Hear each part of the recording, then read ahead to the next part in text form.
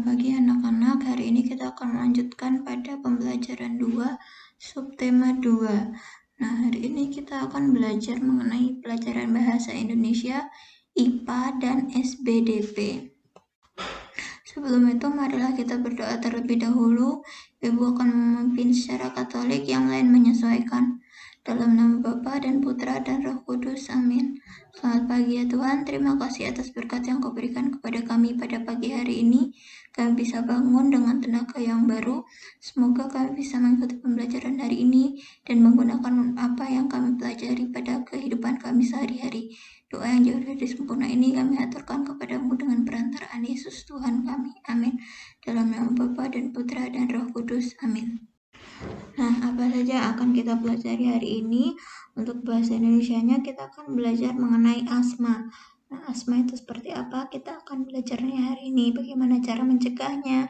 Bagaimana cara mengobatinya? Lalu untuk IPA kita akan belajar mengenai penyakit yang menyerang sistem pernafasan. Lalu untuk SBDP kita akan belajar mengenai properti tarian daerah. Nah, kita lanjut dulu untuk asma.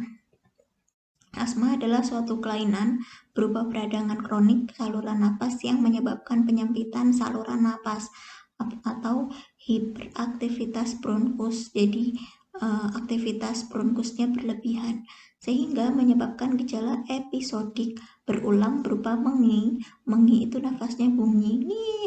Lalu sesak nafas terasa berat dan batuk terutama pada malam atau dini hari. Nah, penyebab pasti dari penyakit asma itu belum diketahui. Namun, ada beberapa hal yang menyebabkan terjadinya penyempitan. Yang pertama, lingkungannya kurang bersih. Yang kedua, suhu udaranya terlalu dingin. Yang ketiga adalah keturunan. Dan yang keempat adalah keadaan psikis penderita. Keadaan psikis itu misalnya terlalu stres, lalu terlalu menahan emosi, itu juga mampu untuk menyebabkan terjadinya penyempitan. Jadi di sini di gambarnya ada ya, yang ini adalah yang normal. Yang normal itu bronkusnya seperti ini, ada lubang-lowongnya. Tetapi ketika terjadi atau kena asma, lalu bronkusnya itu melakukan aktivitas yang berlebihan sehingga dindingnya ini lebih besar. Selanjutnya, asma bisa kambuh ketika terjadi kontak dengan alergen atau pemicu asma yang membuatnya kambuh. Beberapa contoh alergen dari asma itu ada debu, asap rokok, bulu binatang, udara dingin, lalu ada ikan asin, lalu aktivitas fisik tertentu, lalu ada infeksi virus atau bahkan paparan zat kimia. Itu yang menyebabkan penderita asma itu bisa kambuh seperti itu ya. Setiap orang berbeda-beda. Nah, penderita asma memiliki saluran pernafasan yang lebih sensitif. Saat paru-paru terkena iritasi dari pemicu asma atau alergen, otot pernafasan menjadi kaku dan menyempit. Bronkus akan melakukan aktivitas lebih sehingga membuat produksi dahak meningkat dan akhirnya membuat penderita kesulitan bernafas. Jadi gambar yang ini adalah ototnya melakukan aktivitas yang berlebih sehingga membesar. Lalu karena membesar juga, dia selain membuat ototnya menjadi besar, dia juga menghasilkan lendir. Yang kuning-kuning ini adalah lendir yang akhirnya menutup saluran pernafasan yang harusnya lowong seperti ini. Seperti itu. Lalu gejala awal dari asma, yang pertama perubahan dalam pola pernafasan, yang kedua bersin-bersin, yang ketiga perubahan hati atau moodiness, lalu yang keempat hidung mampet atau hidungnya ngocor, jadi netes terus seperti itu. Lalu yang kelima ada batuk, yang keenam adalah gatal-gatal pada tenggorokan, yang ketujuh adalah merasa capek, yang kedelapan adalah lingkar hitam di bawah mata panda. Lalu karena ada mata panda itu penyebabnya adalah susah tidur.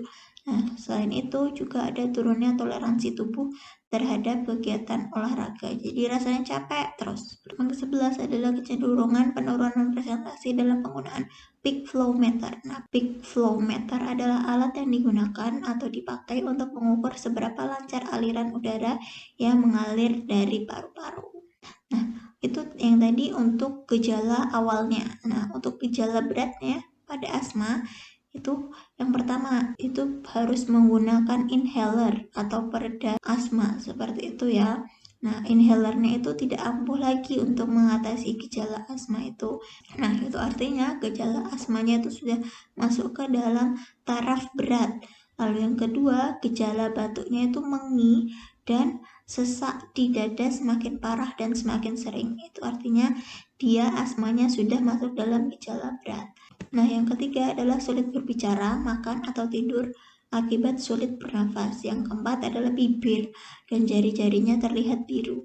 Yang kelima, denyut nadi yang meningkat. Yang keenam, rasa pusing, lelah, atau mengantuk. Yang ketujuh, adanya penurunan arus puncak expirasi atau mengeluarkan nafas seperti itu. Selanjutnya kita akan belajar mengenai penyakit pernafasan lainnya. Ada tuberkulosis. Tuberkulosis itu penyebabnya adalah bakteri Mycobacterium tuberculosis. Lalu ada ISPA. ISPA itu infeksi saluran pernafasan atas yang disebabkan oleh beberapa virus. Lalu juga ada influenza atau flu. Flu itu disebabkan oleh virus influenza. Lalu ada bronkitis. Bronkitis itu juga disebabkan oleh virus. Lalu ada emfisema. Emfisema itu adalah kerusakan alveolus karena menjadi perokok aktif. Perokok aktif itu yang selalu merokok gitu ya. Tulisannya pneumonia tapi bacanya pneumonia. Nah, pneumonia itu disebabkan oleh bakteri, virus, dan jamur. Jadi penyebabnya itu lebih kompleks. Nah, yang pertama adalah tuberkulosis. TBC atau tuberkulosis yang dikenal juga dengan nama TB adalah penyakit paru-paru yang disebabkan oleh bakteri Mycobacterium tuberculosis. Nah, gejala terjangkitnya TBC yang pertama adalah batuk yang berlangsung lebih lama, jadi lebih dari 3 minggu, dan biasanya itu berdahak dan kadang bahkan itu sampai mengeluarkan darah. Nah, yang kedua adalah demam dan lemas. Yang ketiga adalah berat badan turun drastis. Yang keempat itu tidak nafsu makan. Yang kelima adalah ada nyeri dada. Dan yang keenam adalah berkeringat di malam hari. Nah, kuman tidak menyerang paru-paru, namun juga tulang, lalu usus, dan kelenjar. Jadi semua di tubuh itu bisa diserang oleh kuman atau bakteri dari Mycobacterium tuberculosis. Seperti itu ya. Nah, penyakit ini ditularkan melalui percikan ludah penderita. Lalu melalui batuk atau bersin juga bisa menjadi sarana untuk menularkan penyakit tuberkulosis ini. Nah, penyakit ini lebih rentan jika seseorang memiliki kekebalan tubuh yang rendah. Jadi di sini gambarnya dia paru-paru normal itu seperti ini. Tetapi karena yang satu ini adalah paru-paru yang terkena TBC. Jadi karena ada bakteri di dalam paru-parunya, ini dia ada bolong-bolongnya seperti itu ya. Kasihan ya kalau sudah seperti ini. Nah, pengobatan TBC harus dilakukan secara rutin dan disiplin. Jadi harus teratur dan tidak boleh lowong dalam mengkonsumsi obat yang diberikan oleh dokter. Nah, penderita akan mengkonsumsi obat-obatan setiap hari selama minimal 6 bulan. Jadi penggunaan obatnya, minum obatnya itu lama sekali. Seperti itu. Nah, yang kedua adalah ISPA atau infeksi saluran pernapasan atas. Infeksi saluran pernapasan atas atau ISPA adalah infeksi yang disebabkan oleh virus dan bakteri, sehingga bisa disembuhkan dengan istirahat dan antibiotik.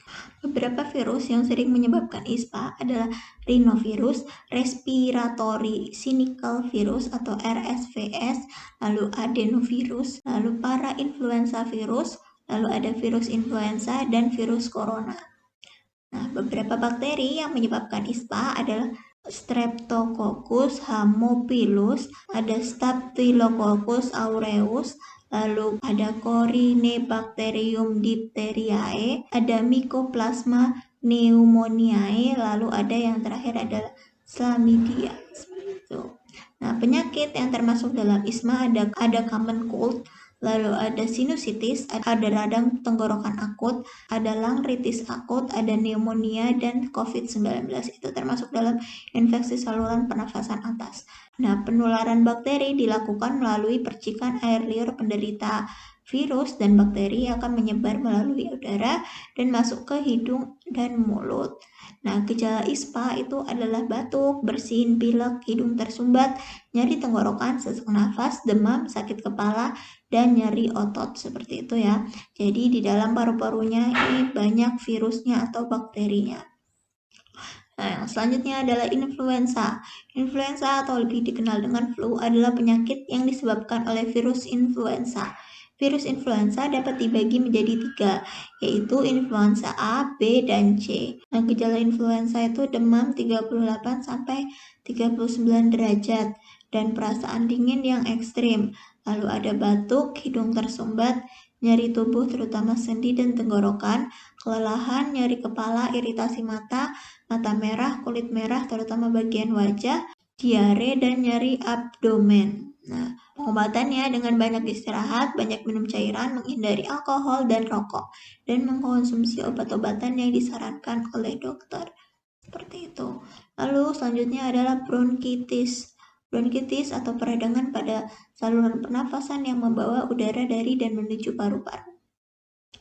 Virus yang menyebabkan bronkitis itu ada rhinovirus, enterovirus, influenza A dan B, lalu ada parainfluenza, ada coronavirus, ada metapneumonia virus, lalu ada virus sinikal pernafasan. Seperti itu. Penyebab bronkitis adalah merokok, mengkonsumsi alkohol, lingkungan dengan kualitas yang buruk, lalu ada reflux asam lambung atau MAH atau GERD, dan tidak melakukan vaksin. Nah, cara mengobati bronkitis adalah istirahat yang cukup, banyak minum air putih, lalu jangan merokok, lalu mengkonsumsi makanan sehat dan bersih, dan juga mengkonsumsi obat yang disarankan oleh dokter. Jadi di sini gambarnya ya, yang normal itu seperti ini, akan tetapi ketika ada bronkitis, dia akan menyempit seperti itu, sehingga aliran udaranya terhambat seperti itu. Lalu selanjutnya ada emfisema. Emfisema adalah penyakit kronis atau jangka panjang akibat kerusakan alveolus. Alveolus itu tempat pertukaran oksigen dan karbon dioksida. Nah, penyebab emfisema adalah paparan jangka panjang terhadap asap rokok, lalu polusi udara, lalu udara atau debu bahan kimia dari lingkungan maupun dengan adanya kelainan genetik.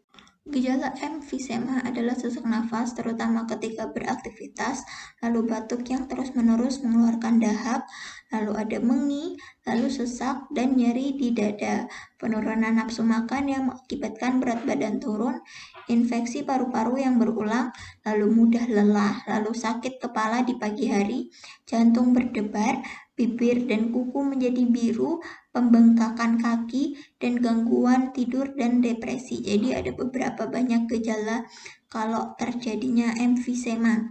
Kan tetapi untuk lebih pastinya kalian bisa menceknya ke dokter seperti itu. Nah, pengobatannya adalah pengubahan gaya hidup.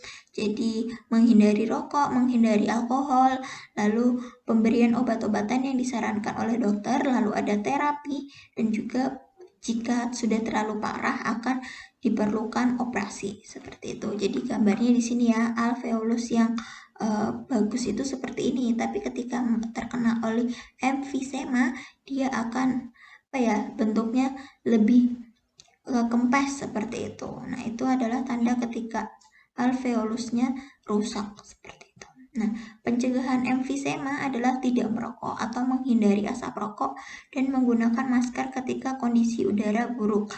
Nah, kalau sekarang corona semuanya harus menggunakan masker kan. Nah, ini adalah salah satu cara juga untuk mencegah emfisema terjadi. Yang terakhir adalah pneumonia. Nah, pneumonia atau paru-paru basah adalah kondisi peradangan di alveolus akibat infeksi virus, bakteri, dan jamur.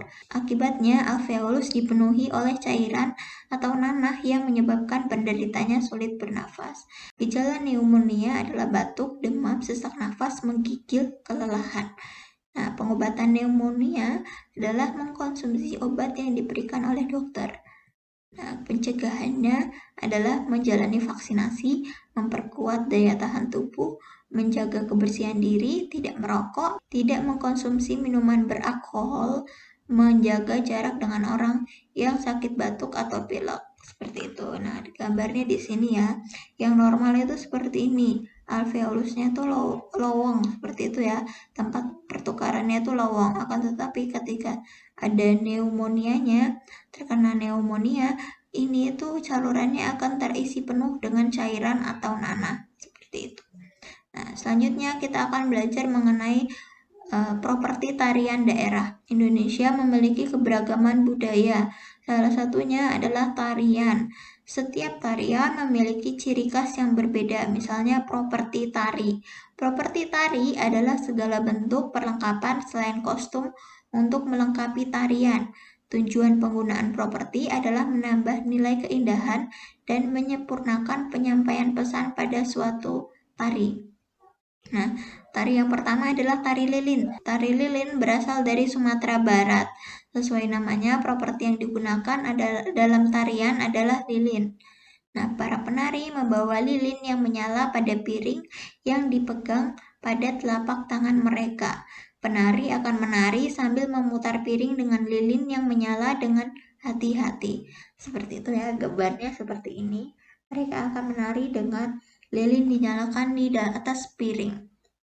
Nah, mereka juga harus menari sambil, bukan sambal yaitu typo, sambil berkonsentrasi agar piring tidak jatuh dan agar lilinnya itu. Selanjutnya adalah tari baksa kembang. Tari baksa kembang merupakan tarian klasik dari Banjar, Kalimantan Selatan. Tarian ini berfungsi sebagai tari penyambut tamu. Tari baksa kembang bercerita tentang seorang gadis remaja yang sedang merangkai bunga. Properti yang digunakan dalam tari baksa kembang adalah rangkaian bunga. Jadi seperti yang dilihat, ini mbaknya yang berada di gambar ini sedang menarikan tari baksa kembang dan di tangannya memegang rangkaian bunga. Seperti itu ya. Nah, yang selanjutnya adalah tari serimpi. Tari serimpi adalah tarian klasik asal Yogyakarta. Tarian ini ditampilkan oleh 4 orang penari wanita. Properti yang digunakan antara lain jebeng, cundrik atau keris kecil, pistol, jemparing, dan tombak pendek. Jadi di sini ada gambarnya, contohnya seperti ini, walaupun tidak lengkap ya. Nah, lalu ada tari kipas pakarena. Tari kipas pakarena berasal dari Goa, Sulawesi Selatan. Tarian ini merupakan salah satu tradisi di kalangan masyarakat Goa yang masih dipertahankan sampai saat ini. Properti yang digunakan sama seperti namanya tari kipas, jadi tarinya menggunakan kipas sehingga properti yang digunakan adalah kipas. Nah, selanjutnya adalah tari topeng. Tari topeng adalah tarian yang ditampilkan oleh para penari yang menggunakan topeng sebagai properti.